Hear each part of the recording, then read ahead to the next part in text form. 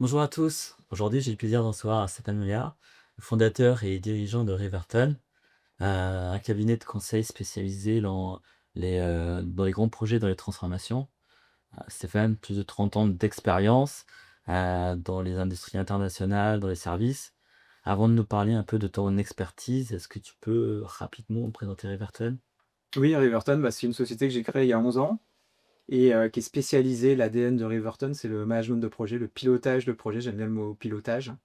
Et il y a deux axes d'application.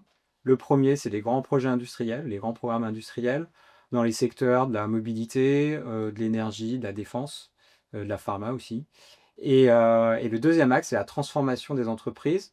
Donc là, on ne s'adresse plus à des clients externes, on va s'adresser à l'entreprise dans sa direction générale et dans ses équipes, donc pour permettre de transformer, donc avec des réorganisations, des process ou la culture managériale.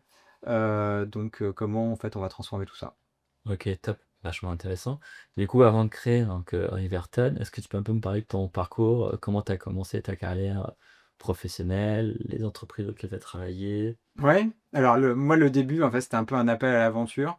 J'avais soif d'international, j'ai commencé, c'est comme ça que j'ai commencé alors dans un secteur qui s'y prête bien, le secteur du ferroviaire, où j'ai travaillé d'abord à New York, ensuite je suis revenu à Paris, j'ai travaillé en Suède et j'ai travaillé aussi sur beaucoup des projets internationaux à Singapour, à Taïwan, à Caracas par exemple.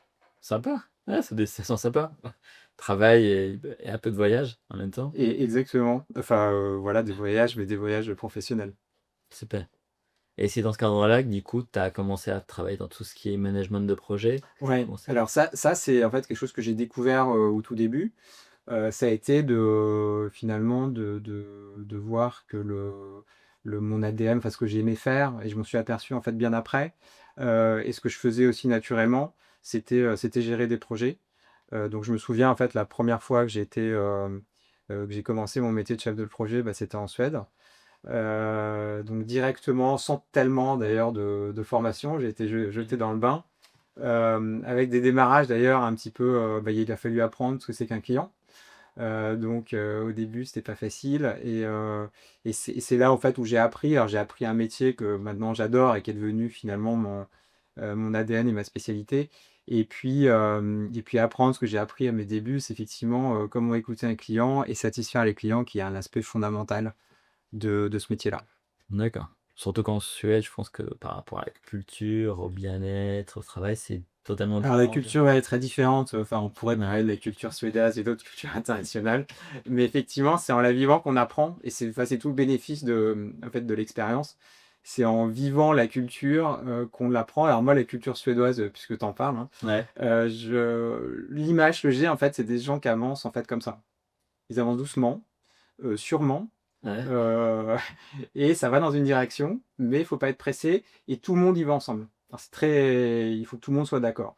Donc c'est très puissant, mais en fait quand on vient de France et qu'on a une culture peut-être de temps en temps plus directe, et que même quand on ouvre des livres, c'est pas écrit dedans. Ouais. Bon voilà, il faut 1 an ou 2 ans d'expérience pour se rendre compte des différences culturelles et managériales aussi des différents pays.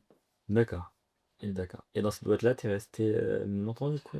Alors, la première entreprise, ouais, je suis resté 7 ans, donc avec en trois lieux différents. J'ai découvert plein de choses. J'étais aussi en usine D'accord. dans le nord de la France pour justement construire des métros à l'époque. Voilà, et donc c'est vraiment là où j'ai découvert le métier de management de projet, de chef de projet. D'accord. Et c'est quoi en fait, en quoi ça consiste exactement? Alors, bonne question. Le métier de chef de projet, enfin pour moi, c'est atteindre un objectif. C'est-à-dire que l'objectif, c'est de livrer un produit, c'est d'effectuer une transformation d'entreprise. Donc on a cet objectif. Ensuite, on le décline par des plannings. Il y a une équipe projet. Donc on va gérer le planning, les coûts, la qualité, les risques par exemple. Et on s'appuie aussi sur les métiers d'entreprise. Il y a toujours des métiers d'études, de design. Il y a des métiers alors, dans le domaine moi, que je connais bien d'industrialisation. Il y a des métiers de production et ensuite des métiers de mise en service. Donc en fait, on travaille je dirais en matriciel avec tous les métiers de l'entreprise pour livrer un produit au client ou des produits ou services. D'accord. Donc faut coordonner tout le monde, les C'est un métier de managers. coordination. Souvent, alors on n'a pas forcément le pouvoir hiérarchique sur tout le monde, on a le pouvoir hiérarchique sur l'équipe projet, mais pas. Donc ça demande beaucoup de coordination et et je dirais de faire adhérer Ouais. les personnes au projet et souvent des projets qui sont magnifiques, hein, des grands projets, Ouais. moi que je connais bien internationaux, donc des projets passionnants, mec. Et du coup, ouais, tu un peu un chef d'orchestre, sachant que tu as des gens qui sont un peu réfractaires au changement, qui ont peur de la transition. Oui, alors effectivement, dans les métiers de transformation, voilà, il y a tout un aspect d'aller, d'entraîner, d'avoir cette dynamique de changement, ouais. OK. D'accord, donc 7 ans dans cette boîte-là et après du coup, c'est quoi ton parcours? Et après donc, il y a eu une transition, j'ai changé d'entreprise et c'est là, en fait, où je me suis aperçu, on parlait de la culture internationale, la culture d'entreprise. Les cultures d'entreprise, qui sont très différentes d'une entreprise à l'autre. Au départ, je gérais c'était de fait des très gros projets dans le domaine du ferroviaire. Ensuite, j'ai géré des projets moins importants, mais alors avec une équipe. J'ai géré des chefs de projet et c'est là où, en fait, où j'ai vu qu'il fallait retirer un zéro dans toute la manière dont je gérer les coûts, et cetera. C'est une entreprise, la deuxième, qui était beaucoup plus orientée, par exemple, sur le cash, D'accord. alors que des très grands groupes, le cash n'est pas forcément géré d'un point de vue opérationnel direct par des chefs de projet. Donc beaucoup plus proche, en fait, du résultat. Et c'est aussi par mes fonctions plutôt de directeur de business unit où j'étais plus donc sur ces sujets-là. D'accord, OK. Et après du coup, c'est ça aussi qui t'a donné l'aventure, l'envie en tout cas de te lancer à ton compte? Oui, alors ensuite, il y a eu, alors pareil, je pense que c'est toujours un appel à faire des choses nouvelles et à l'aventure. J'ai quitté en fait le domaine du salariat et c'était à l'époque, donc c'était en 2006, le frère d'un camarade de promotion qui montait une entreprise dans le domaine du solaire photovoltaïque que j'ai rejoint, qui cherchait un associé. Ouais. Euh, Rien à voir du coup, mais donc rien à voir et j'ai démissionné alors quasiment du jour au lendemain, sans chômage, sans rien, sans me payer pendant 6 mois et c'est un projet, formidable auquel, bien évidemment, je croyais dès le départ et ça a été une très belle expérience entrepreneuriale. ah top, bravo. C'est vrai que souvent, bah, tu resté 7 ans, c'est vrai que quand tu quittes, tu changes de boîte comme ça le lendemain, les gens s'appellent souvent en disant que ils sont pas contents, ils veulent changer de boîte, mais finalement, tu as très peu qui prennent des risques, surtout que là, toi, tu es Oui et en même temps, j'ai fait ça très naturellement, quoi. ouais. OK, surtout qu'aujourd'hui, tu vois, maintenant, ça y en a beaucoup qui vont se lancer, ils ont le chômage, ils ont un peu d'épargne, ils ont pas mal de choses et aujourd'hui, de plus en plus, on pousse un petit peu aussi, il y a un peu plus de confort pour partir, mais toi, tu as fait une période où, Ouais, j'ai franchi le pas. mais bon, en même temps, vu ton domaine, tes compétences, c'était un peu tu maîtrisais ton environnement, tu savais que tu prenais c'était des risques calculés, pas forcément ou non, tu t'es dit: «Tiens, je vais me lancer dans la En fait, je me suis même pas posé la question, je ouais. crois, hein. J'y suis allé et puis ça s'est bien passé. D'accord et du coup, ça m'intéresse cette expérience du coup dans le photovoltaïque. Comment Ouais, fait alors le faisait fait que photovoltaïque, ça a été une expérience, assez incroyable. Alors moi je retiens 2 choses en fait, c'est l'hypercroissance puisqu'en fait on était, soutenus par un marché, très favorable. En fait, il y a eu des ailes comme pour lancer des nouvelles, technologies, des nouvelles énergies. Il y avait des aides donc, de l'État pour faire ça. Donc le marché était très soutenu par des aides et pour peu, qu'on soit relativement bien organisé, méthodique, c'était entre guillemets «relativement facile» de faire de la croissance.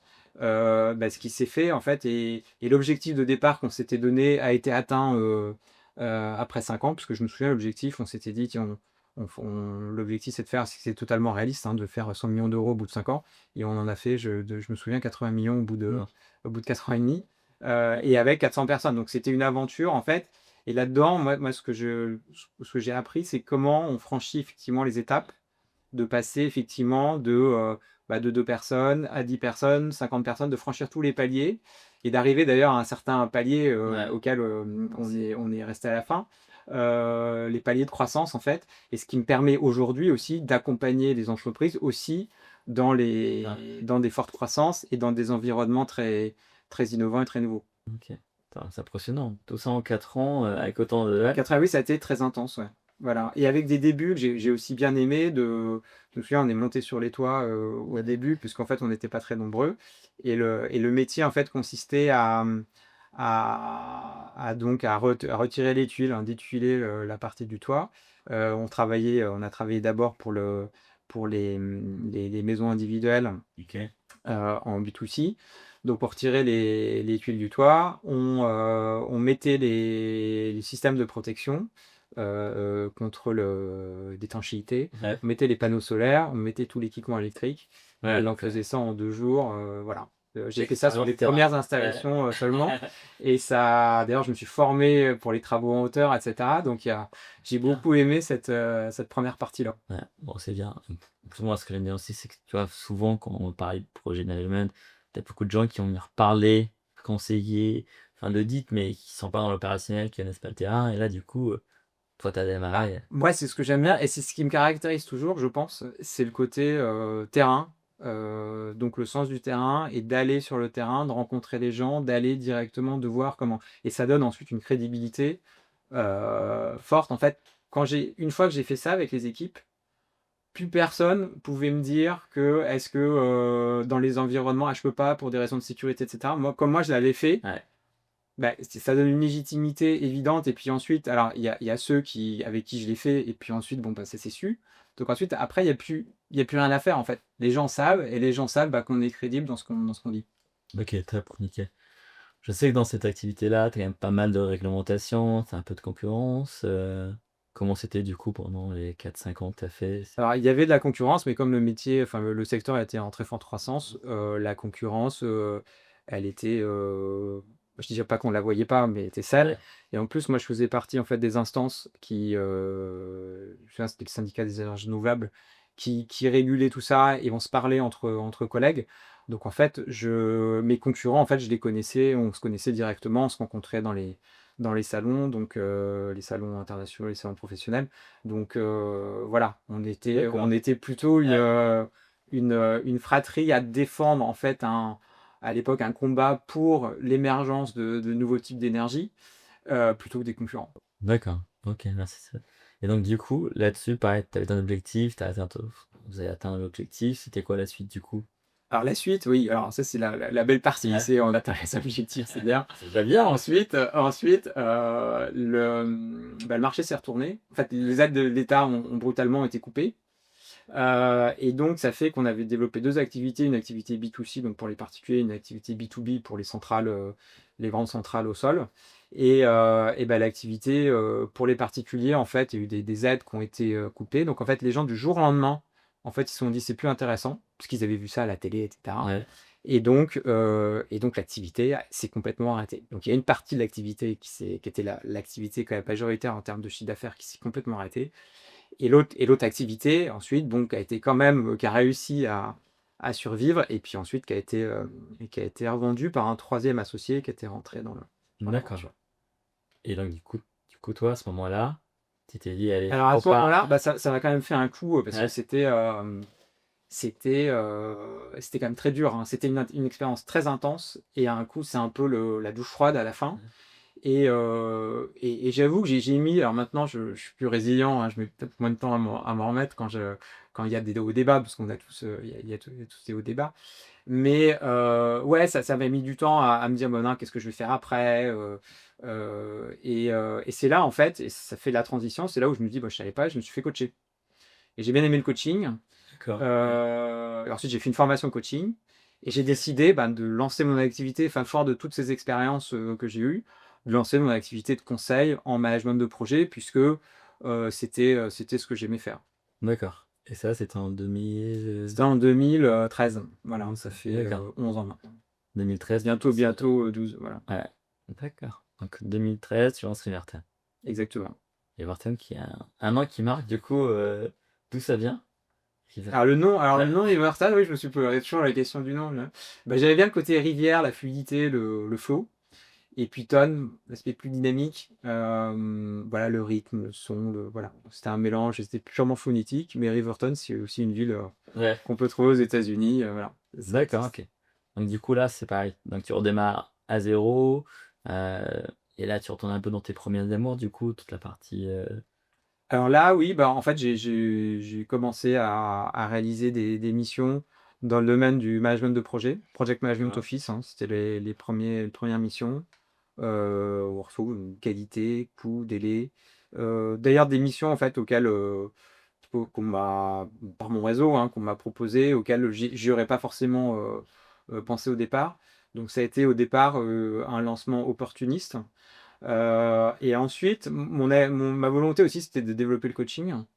Donc, j'ai ma première formation de coaching, je l'ai complétée avec une entreprise dans laquelle je suis rentré qui faisait du coaching de dirigeants, donc associé en fait l'aspect coaching, life coaching, OK. coaching de vie, qui est plus du coaching pour particuliers, à tout l'aspect business et management et leadership.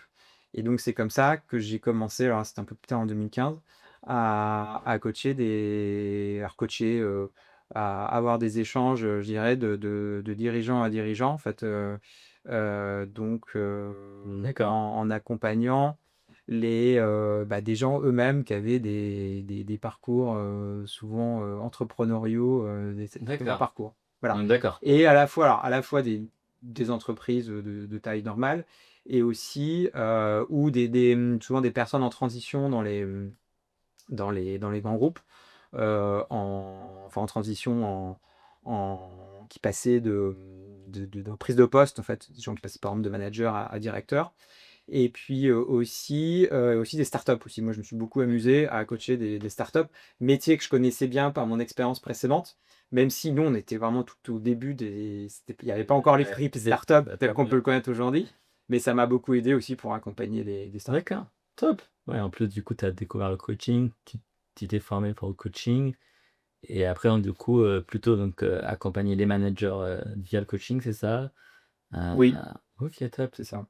Et donc du coup, ça reflète aussi un peu l'ADN, c'est ça, de Riverton où tu as du coaching, des ingénieurs, des managers? Oui, alors moi, ce que je retiens, moi, il y a le côté ingénieur que j'aime bien, Ouais. finalement, qui m'a apporté 2 choses. De la méthode. Voilà, quand on est dans des métiers de management de projet, c'est important d'avoir de la méthode et de la rigueur et de la discipline. Et la deuxième chose, c'est être à l'aise avec tous les aspects techniques. Et dans des domaines industriels, techniques, voire, tech aussi, D'accord. c'est important de savoir challenger les personnes parce qu'il y a souvent dans les entreprises je dirais des gens auxquels on n'ose pas toucher parce que les experts techniques et cetera. Et moi, je suis très à l'aise, finalement, quel que soit le domaine, à challenger les experts, voilà. Donc ce qui m'aide beaucoup aussi dans une posture où, faut faire un peu, bouger les lignes, voilà. OK. Donc le côté ingénieur. Le côté coach, c'est tout le côté humain finalement que j'avais pas forcément, avant et qui s'apprend. Moi, en coaching, j'ai appris à écouter, j'ai appris il y a plein de méthodes, qu'on apprend. Donc j'ai adoré effectivement à la fois les formations et puis, les mettre en pratique. Et il y a le côté, management de projet qui est mon ADN, comment on pilote un projet. OK, top. Donc c'est un peu la recette, magique? La recette magique, je sais pas, mais En enfin, tout moi, cas, les c'est mon AD ingrédients. c'est ce que j'apporte, c'est ce que je pense les clients, que je rencontre, aiment bien. C'est ce que j'apporte, en fait, quand je vais sur des missions de conseil, voilà, quand je pilote des missions. Top. Du coup, pour être un peu plus concret, pour que ça puisse vraiment parler aux gens, est-ce que tu as des exemples de situations à nous parler Oui, que tu alors pourrais par des situations, alors c'est vrai que les projets sur lesquels j'interviens, ça peut être aussi avec mes équipes, ça peut être aussi avec des partenaires, sont souvent des projets complexes, des projets difficiles, où justement on a besoin d'avoir une vue, 360. Alors, par exemple, moi je me souviens d'un projet assez innovant, d'un nouvel équipement à mettre sur un système de transport avec, une société qui avait certains sujets techniques qui n'étaient pas résolus, qui étaient en retard. Et donc le sujet, comme le sujet était assez stratégique, c'était monté, assez rapidement, en haut de chacune des directions générales des 2 sociétés, le client et puis le client final et puis la société, pour laquelle on travaillait. Et à ce moment-là, il a fallu déjà résoudre le sujet technique, donc rentrer dans les sujets techniques. C'était un sujet de sécurité, mais discuter avec les experts, du sujet, de le comprendre suffisamment et le comprendre en fait comme quelqu'un de l'extérieur. Parce que moi le but c'était pas de comprendre pour comprendre, c'était de me mettre à la place de leurs clients Ouais.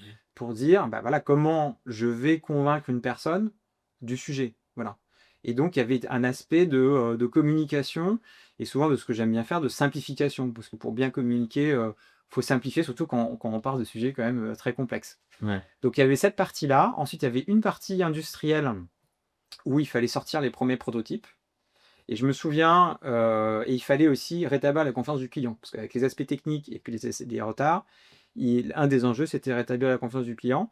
Donc pour fin juin, on s'est fixé une date et on s'y est tenu. C'est-à-dire qu'on a réussi, à sortir ces premiers prototypes pour la date donnée. Et alors on va reparler de l'aspect terrain qui est une des valeurs que j'aime bien. Pour faire ça, en fait, l'entreprise était divisée. En fait, il y avait les équipes projet qui étaient dans une ville et l'usine qui était à 100 kilomètres. Donc c'était pas non plus facile pour communiquer et moi, bah, avec bien évidemment l'accord du client, je me suis dit: «Bon, moi, je vais en usine, je vais sur le floor, en fait» et je me souviens dans la dernière semaine, parce que voilà, c'est moi qui me suis retrouvé à animer, en fait, l'équipe j'ai même pas au quotidien, hein, être sur pendant 3-4 jours, être présent au milieu de l'atelier et à coordonner tout le monde pour pouvoir sortir ces équipements et c'est vrai que c'était c'était une aventure, ne Ouais. serait-ce que l'aventure humaine Ouais. que ça représente d'être dans ces derniers moments-là, a été extraordinaire. Bon top, on voit encore ton côté humain en tout cas, terre à terre parce que du coup tu te déplaces, tu pas et je pense pas que tout le monde encore, tous les cabinets que je connais en tout cas n'ont pas encore cette approche-là où ils vont plutôt être derrière des tableaux, derrière du suivi et finalement, Alors les 2 sont nécessaires, hein. ouais, Il faut aussi de temps en temps tomber se mettre dans les tableaux Excel, et puis c'est important pour communiquer parce qu'il y a tout l'aspect reporting aussi. Mais, c'est important d'être proche du terrain parce qu'il y a l'aspect humain aussi qui va être très connecté à ça. On peut pas faire, tout à distance. oui. Ouais, faut une vision un peu 360. Exactement, ouais, moi c'est ce que j'aime bien dire. Moi, dans ce que j'ai développé un peu, ben, au fil de l'eau comme méthode, c'est d'avoir une vision holistique Mmh. et en fait, quand on voit en fait, souvent l'entreprise missionne, heu, des personnes extérieures pour intervenir, mais il y a des choses que l'entreprise va voir, que le client va voir et il y en a d'au et il va y avoir des angles morts. Et l'idée, c'est de se dire: «Bon, bah, voilà, répondre aux besoins du client, mais en même temps, mettre le doigt sur ce que le client voit pas forcément» et il y a toujours un, sujet qui prime à un moment donné et ce sujet-là, il faut impérativement le résoudre en premier pour que ça marche. OK, top. C'est quoi un peu les valeurs que tu essaies de transmettre à travers Everton, à travers ton intervention? Alors oui, alors les valeurs, moi, je suis très attaché aux valeurs, donc Ouais. tu fais bien de poser la question.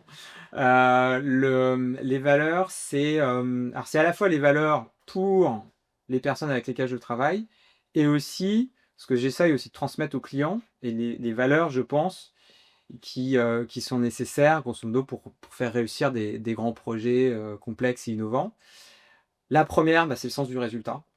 C'est-à-dire que, l'ADN, je pense, du chef de projet, c'est d'avoir un objectif et alors je dirais pas coûte que coûte, mais, de viser cet objectif, d'avoir l'objectif en tête en permanence.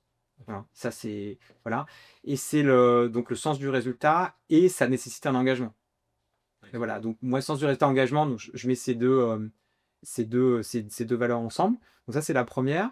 La deuxième, bah, c'est ce dont j'ai pas mal parlé, c'est le terrain.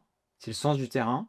C'est d'aller voir les personnes, d'aller dans les lieux, dans les usines, dans les bureaux, dans les réunions et de voir effectivement comment ça se passe et on apprend énormément de choses en très peu de temps et ça aussi, c'est un vecteur d'efficacité, quand on intervient.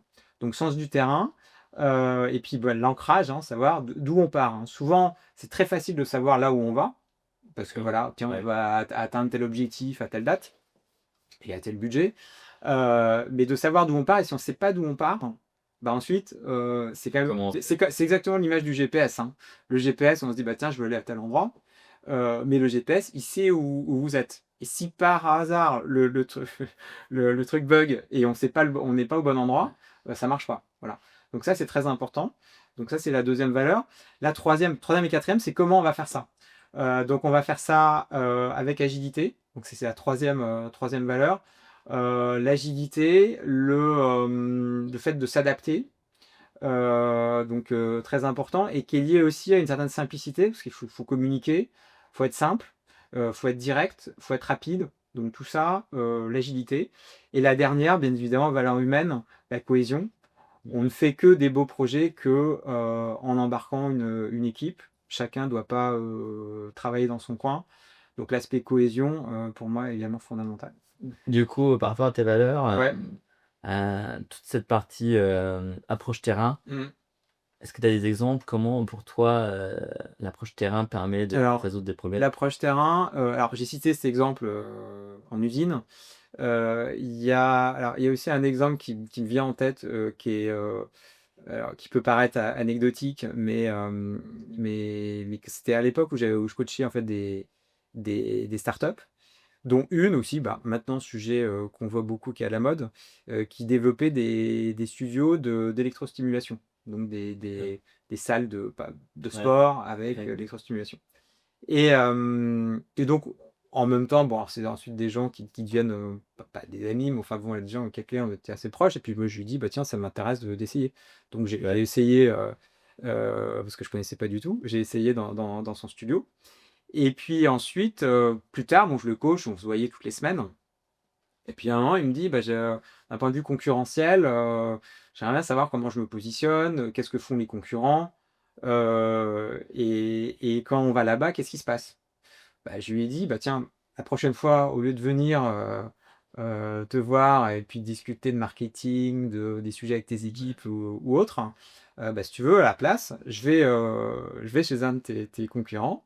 Voilà. Et puis ensuite, je te raconte ce qui s'est passé. Et c'est ce que j'ai fait. Et voilà, donc c'est en même temps des sujets, voilà, quand on parle de terrain, c'est des sujets, moi, que je fais assez spontanément. Alors, toutes les missions, bien évidemment, ne se permettent pas de faire ce genre de choses, mais j'ai beaucoup aimé avoir cet échange et puis vraiment lui débriefer de manière très, voilà, l'accueil, euh, la philosophie du truc, le côté est-ce que c'est fun, pas fun, je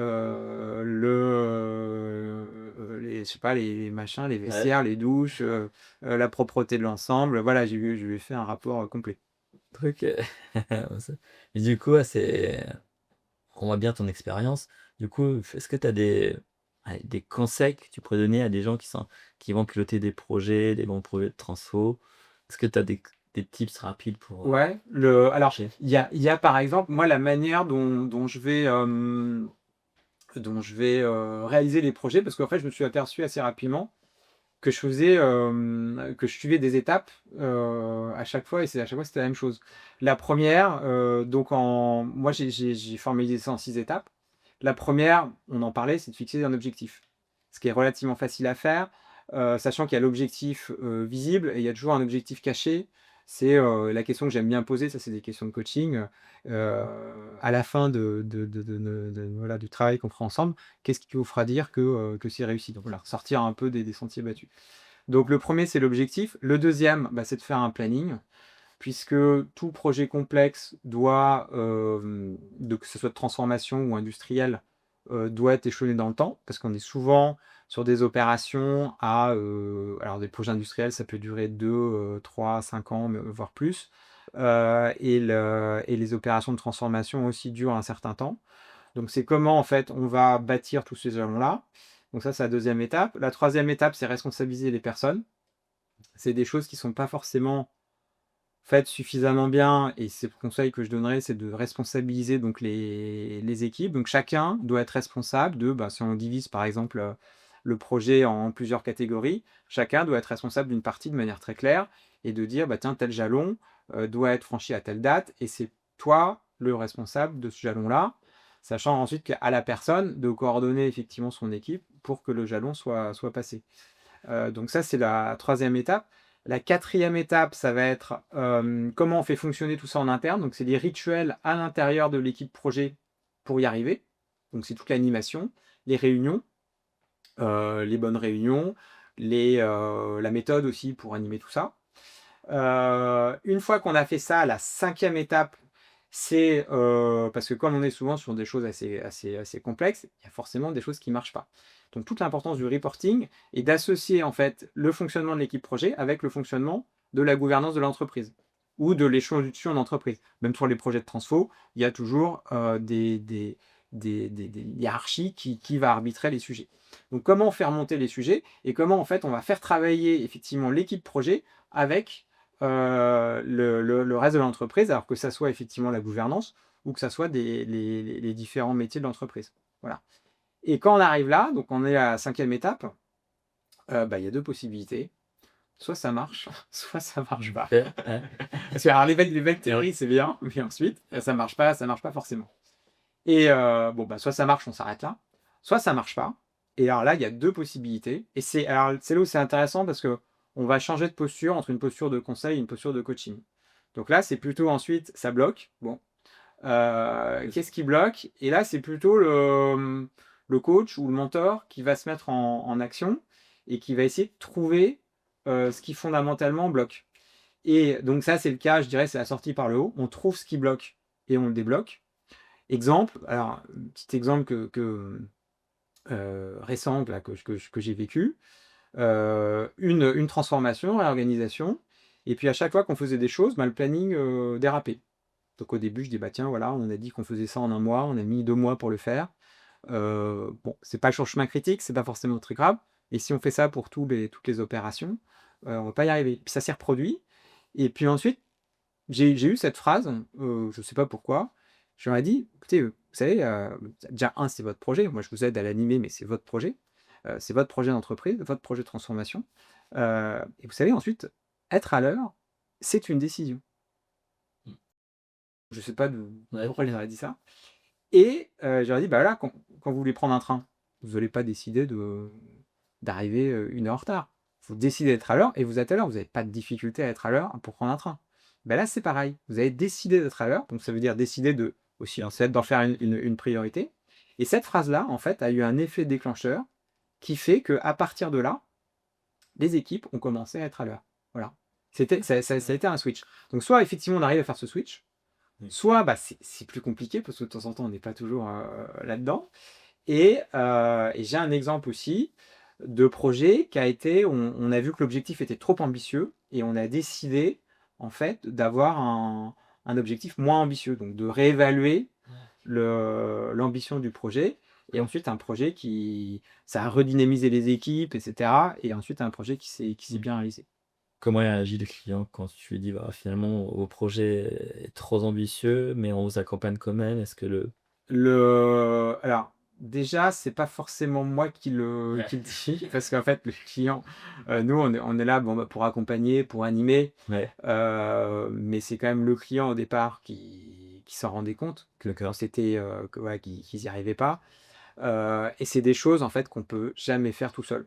Moi, ce que je dis, en fait, quand on est dans des accompagnements comme ça et quand on essaie de faire bouger les lignes ou de faire marcher des choses qui marchaient pas avant, il y a une minorité, heu, qu'il faut avoir pour embarquer tout le monde. Moi, je l'estime à 30 des gens. Moi, si 30 des gens réfléchissent à peu près comme moi, pensent comme moi, sont orientés objectifs, ont envie vraiment d'y aller, là, on arrive ensuite à embarquer l'ensemble. Si on n'a pas cette masse critique, c'est compliqué et ensuite, moi très spontanément, je le dis, je le dis aussi à mes clients quand c'est le cas. Voilà. Je considère qu'on n'a pas la masse critique, qu'est-ce qu'on fait? Alors ça n'empêche pas de continuer sur un autre mode et cetera, mais cette notion de masse critique, de volonté de changer et d'avoir l'ADN et les compétences aussi pour faire ça, est fondamentale dans les projets de transformation. Super, bah, merci pour les valeurs, Stéphane. Du coup, tu parles d'agilité. Oui. Est-ce que tu as des exemples à me donner, une anecdote, sur l'agilité? Oui, il y a une anecdote qui me vient à l'esprit. C'était en usine où d'ailleurs une mission assez, je dirais, un positionnement assez novateur où il s'agissait à la fois de faire du project management office et du coaching et de coacher là, en l'occurrence la chef de projet, qui était à la tête de ce projet. Et bien évidemment, j'arrive en usine et la chef de projet qui me dit: «Bah tiens, vous tu es bien gentil, bon, tout ce que tu peux m'aider à faire, bah, ça sera très bien. Mais moi, le coaching, j'ai pas le temps. Déjà là, je pars très tard le soir, j'ai 1 heure, pour rentrer chez moi, je vois ma famille très tard. Ouais. J'ai vraiment pas le temps de passer du temps là-dessus. Et donc, bah, situation, quand même de blocage au départ. Moi, je suis missionné pour ça. Alors, missionné par le siège, on arrive en Ouais. usine et cetera. Et puis à un moment, je la vois, il se trouvait que c'est une personne qui fumait. Et comme on était sur un site, Céveso, pour aller fumer, il y avait des endroits spéciaux, donc il fallait marcher 5 minutes, aller au point de rendez-vous, fumeur, D'accord. fumer sa cigarette et revenir. Donc en fait, les pauses cigarettes duraient de fait, hein, de par le site, une quinzaine de minutes. Et alors, bon, moi je suis pas fumeur, mais je lui dis: «Bah écoute, là je vois que tu vas fumer ta cigarette, si tu veux je t'accompagne et comme ça, pendant qu'on marche et pendant que tu fumes ta cigarette, on a un temps, tranquille, en Ouais. plus on marche en même temps, c'est très bien, pour parler de coaching, des sujets que tu veux, que tu aimerais bien, faire bouger, qu'est-ce que tu veux faire et cetera». Et le premier sujet était de la gestion de son temps. Voilà, comment trouver du temps dans voilà. Et donc c'est comme ça qu'on a initié des plages. Alors on en avait 2 par jour, on avait trop de temps, hein, on n'avait pas Ouais. besoin de 30 minutes, 2 heures et demie par semaine pour faire ça. Mais on a trouvé du temps pour justement enclencher ce coaching, voir aussi là, les personnes qui ont jamais été coachées, voir le bénéfice qu'elles pouvaient en trouver, elles-mêmes directement. Donc voilà, c'est comment effectivement on parlait d'agilité, comment dans un environnement où, en appliquant les règles standards, bah, tiens, un coaching, c'est dans un bureau, c'est machin, c'est, on prend rendez-vous à l'avance et cetera. Comment on arrive à bouger les lignes, challenger un peu le statu quo, l'expression que j'aime bien, bah, pour faire des choses que sinon on n'aurait pas pu Ouais. faire.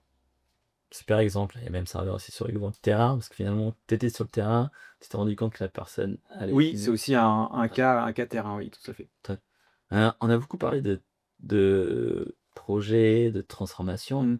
Est-ce que tu as des exemples de projets de transformation qui sont les plus demandés, qui reviennent souvent? Ah bah, les axes, alors que moi je traite et qui sont les plus demandés, il y a, bah, tout ce qui est réorganisation, rôle et responsabilité. Il y a les process, lean, efficience opérationnelle, tous ces sujets-là. Et il y a un troisième axe, moi, que je traite, c'est la culture managériale. C'est comment, effectivement, on va changer la culture managériale, les référentiels de management, du coaching collectif, individuel, comment on bouge tout ça. Et ensuite, il y a un autre, domaine qui est très important, c'est tout le domaine des outils. Et moi, alors, je suis plutôt dans l'animation, je suis pas un spécialiste forcément des outils, mais c'est souvent une brique aussi qu'il faut, qu'on traite en parallèle, parce qu'on peut pas changer finalement, quand on change par exemple, une nouvelle organisation, un exemple, quand on passe faire par exemple d'une entreprise organisée métier, d'une entreprise organisée business unit, centre de résultats, bah, ça oblige à revoir les outils de reporting, les outils financiers. Et donc il y a tous les outils de facturation, de RP et cetera, qui doivent être mis à jour exactement en même temps, en fait, en même temps qu'on change l'organisation. Donc l'aspect outil, en fait, est indissociable par exemple, de l'organisation ou des process. Tous les process, il y a toujours des outils derrière. Donc voilà pour les grands domaines qui vont être concernés par les projets de transformation. OK, top. Et toi, tu me disais tout à l'heure en début d'émission que tu intervenais pas mal aussi dans tout ce qui est industriel. Oui. C'est un secteur où il y a beaucoup de demandes, c'est ça? Ou comment t'es rentré dedans? Oui, alors moi, parce que j'étais déjà dedans, alors Ouais. le ferroviaire. Ensuite, bah, quand on parle d'industrie, des secteurs dans lesquels moi j'interviens, donc c'est des secteurs que j'appelle, c'est pas très joli, mais mobilité lourde, hein. Donc ça va OK. être ferroviaire, l'aviation, les secteurs aussi connexes de défense. Euh, l'énergie aussi. Et puis aussi, il peut y avoir des domaines un peu plus, tech et les domaines, tous ces process industriels type, pharma ou alimentaire. OK. Là, il y a quand même pas mal de process où il faut Ouais, voilà. Soit s'organiser. soit en fait, c'est des augmentations des changements de production en usine, donc ça touche à l'outil industriel. Soit ça touche, moins à l'outil industriel, mais il y a souvent un outil industriel derrière. Ça touche aux produits directement qu'on va fournir à un client. Et là, c'est des grands projets, c'est livrer, des trains, des bateaux, des avions, pour paraître ce secteur-là. OK. Donc il y a une phase peut-être où tu vas faire un peu d'audit, Tu vas pouvoir aussi coordonner avec toutes les équipes, avec toutes les différentes strates? Alors oui, en fait, il y a 2 types, 2 grands types de missions. Il y a soit des missions d'audit qui restent que des missions d'audit, voilà, d'audit managérial et j'en ai fait beaucoup. Qui sont très intéressantes, parce qu'on met en lumière, les différentes choses, ce qui marche bien et puis ce qu'il faut changer. Et puis il y a des missions opérationnelles, c'est-à-dire il y a des missions où il n'y a pas d'audit, c'est voilà, on veut atteindre le résultat. L'audit en fait, il se fait en marchant, il se fait pendant la mission, voilà. Et puis il y a les 2 de temps en temps, mais il y a des choses très construites où voilà, on fait un audit, ensuite on regarde, tiens qu'est-ce qu'on va faire? Et ensuite on le déploie, voilà. Et souvent, en fait, dans les missions, moi de plus en plus, je suis sur les missions opérationnelles parce que finalement c'est ce qui m'amuse, plutôt que de faire beaucoup d'interviews, des questionnaires, des machins, en tirer quelque chose et les entreprises de temps en temps, elles le mettent en pratique ou elles le mettent pas en pratique. Donc il y a un aspect plus théorique et on voit en fait que c'est, moi j'aime bien l'expression anglaise, walk the talk, hein. C'est en marchant Mmh. qu'on va vers l'objectif et qu'on atteint les résultats et ça permet de voir à la fois les très rapidement, il y a des signaux forts qu'on voit parce que tiens, tel document on l'a pas et puis il y a tous les signaux faibles aussi qu'on capte, justement quand on est sur le terrain. D'accord. Donc ça veut dire qu'il y a des maîtrises que tu vas, venir mesurer, en tout cas à la fin de la mission, tu sais que tiens, on va regarder ça et ça, pour dire que la mission a été réussie, quand tu vas te fixer des objectifs, c'est Oui, alors ensuite ils des sont ils mesures? sont ils sont souvent définis effectivement en début de mission. D'accord. Donc il y a des métriques, des KPI, sur les délais, en fait, on les choisit au départ et puis on les suit, en fait, tout au long de la mission et alors soit ils sont propres à la mission, soit aussi c'est des métriques qu'on met en place sur les projets pour pouvoir piloter des projets. D'accord et après donc on voit vraiment un changement entre avant, après, tu es capable de mesurer Oui. Ce qui est et très important et c'est alors l'idée c'est de mettre en place des choses et aussi, moi si c'est un des axes, de mes accompagnements, c'est, d'être pérenne. Moi ça m'intéresse pas, alors de temps en temps on le fait et puis derrière ça prend un peu moins, mais ça m'intéresse pas de mettre en place quelque chose et puis quand je suis parti, on revient comme avant. Il faut que vraiment les gens adhèrent, donc il y a un changement, il y a mettre en place quand même des méthodes, ouais, mais aussi, il y a le changement profond des des personnes, ouais. des personnes, qui sont derrière. Mmh. Moi, ce que je dis, en fait, dans la manière dont je définis, l'action de Riverton, hein, il y a 3 verbes. C'est piloter, bien évidemment, transformer et unir. Unir, c'est l'aspect humain, voilà. Et il y a, en fait, donc ça, c'est ce qu'on veut d'un point de vue, je dirais, au-dessus de la surface de l'océan, l'aspect visible. Mais il y a l'aspect invisible derrière ça et d'ailleurs que j'aime, aussi beaucoup, c'est que pour faire tout ça, il faut une architecture. Voilà, une architecture alors que, bon, moi je partage volontiers, mais qui est un peu c'est pas que c'est secret, mais que ça va pas intéresser les gens. Comment savoir quels sont les rouages qu'il y a derrière pour pouvoir faire tout ça? Donc s'il y a mais les cartes, la cartographie, l'architecture de tout ça, elle est très importante. Il y a relier aussi et 3e point, c'est la toutes les méthodes qu'on met en place, les outils et c'est ça qui va permettre ensuite d'avoir un résultat, pérenne parce qu'au final, à la fin de la mission, les personnes, elles ont individuellement et collectivement changé dans leur mindset. OK. Moi, je comprends mieux aussi du coup ce vernis, en tout cas sa partie coaching que tu as. Oui, Là, tu vas venir vraiment du coup les faire monter en compétences, les faire changer voilà, individuellement, leur parler et leur c'est ça. transmettre aussi, tiens, pourquoi il y a tel projet, les rassurer, les accompagner, transformer aussi leur façon de penser et d'agir. Exactement. Pourquoi on fait ça et qu'est-ce qui est important? Et souvent, peut-être l'élément bloquant quand on voit les personnes, en fait, agir, je sais pas, il y a un exemple qui me vient en tête, c'est, juste sur un chef de projet pareil que je coachais, la personne prenait, des notes sur un cahier. Ouais. Voilà, donc en fait, à la réunion, machin, clac, clac, clac, avec son cahier, avec son crayon et cetera. Et je lui dis: «Mais moi, enfin nous, c'est ce qu'on apprend dans le conseil, c'est qu'on est orienté résultat. C'est finalement, bon, prendre des notes, c'est bien, mais pourquoi, tu vas pas taper directement le compte rendu de la réunion, par exemple? Ou voilà, travailler plutôt sur un livrable final et les livrables finales sont plutôt aujourd'hui, hein, des livrables sous forme, digitale, hein, c'est plutôt des mails, des documents Excel, Word ou autres, ou PowerPoint. Donc je dis: «Pourquoi tu fais pas ça directement?» et ce qui est intéressant d'ailleurs dans le coaching, c'est que quand les gens sont prêts, Ouais. c'est immédiat Et là, la personne était immédiatement prête à faire ça, du jour au lendemain. Elle laissé D'accord. tomber ses cahiers et c'était un gain de productivité pour elle, puisque c'était un des axes de travail. Comment j'augmente ma productivité? Ça a été un axe immédiat. Donc il y a des sujets, en fait, qui sont prêts, où les personnes vont changer tout de suite. Il y a des sujets où moi que je vais voir, mais que les personnes ne sont pas prêtes. D'accord. Dans ces cas-là, c'est pas grave. On pose la chose et ça sera peut-être pour plus tard, ça peut être 6 mois, 1 an, 2 ans, jamais peut-être, mais D'accord. voilà. Et donc, on essaye dans l'action d'accompagnement de changer ce qui peut être changé et il y a ce qu'on appelle des quick wins, hein. Il y a forcément des quick wins, des choses qui étaient, comme un fruit sur un arbre qui est mûr, il y a plus qu'à le cueillir et tout est prêt. OK. Merci Stéphane. Bah, du coup, ça me fait rebondir, tu parles de, voilà, de prendre des notes, sur un cahier, du digital.